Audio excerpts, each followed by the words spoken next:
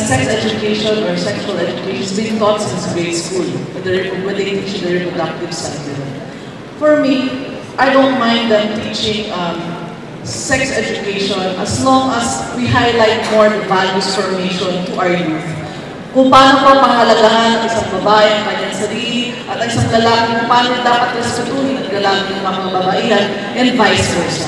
Because napansin ko po, kung binigyan natin ng values formation, ang tutukan po ng eskwelahan, maiiwasan na po natin yung tinatawag ng premarital sex na nangyayari po sa ating bansa. It is going to be, because ang hina-highlight natin dito is how one person should learn to love and respect herself. Because if you don't know how to love and respect yourself, how do you expect others to love and respect you in return? So bakit importante po values formation more than sex education?